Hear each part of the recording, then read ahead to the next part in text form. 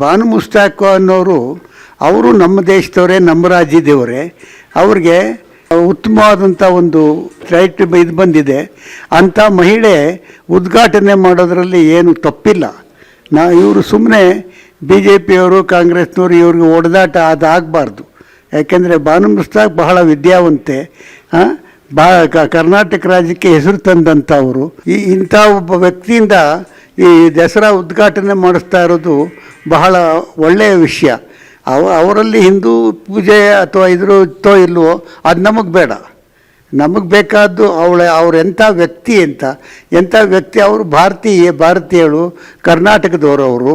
ಅದರಿಂದ ಅವರಿಂದ ಮಾಡಿಸ್ತಾ ಇರೋದು ಒಳ್ಳೆಯದನ್ನೇ. ಅದರಲ್ಲಿ ಭಿನ್ನಾಭಿಪ್ರಾಯ ಇರೋದು ತಪ್ಪು ಅಂತ ನಾನು ಹೇಳ್ತೀನಿ. ಬಿ ಜೆ ಪಿಯವರು ರಾಜಕಾರಣ ಮಾಡಬಾರ್ದಾಗಿತ್ತು. ಅಂಥ ಒಳ್ಳೆಯ ವ್ಯಕ್ತಿಯಿಂದ ನಾವು ಮಾಡ್ತಾ ಇರೋ ಅದರಲ್ಲಿ ಜಾತಿ ಮತ ಮುಖ್ಯ ಅಲ್ಲ. ಅವ್ರ ಅಂತರಾತ್ಮ ಹೇಗೆ, ಈಗ ನಾವೇನು ನೋಡದೇ ಇದ್ದಂಥ ಭಗವಂತನ್ನೇ ಪೂಜೆ ಮಾಡ್ತೀವಿ, ನಾವು ನೋಡಿರ್ತೀವ ಇಲ್ಲ. ಆದರೆ ಇವರು ದೊಡ್ಡ ವಿದ್ಯಾವಂತೆ, ಒಳ್ಳೆಯ ಉತ್ತಮವಾದಂಥ ಒಂದು ಪ್ರೈಸ್ ಬಂದಿದೆ ಅವರಿಗೆ. ಅಂಥವ್ರ ಕೈಲಿ ಮಾಡ್ತಾ ಇರೋದು ಭಾಳ ಉತ್ತಮವಾದ್ದು.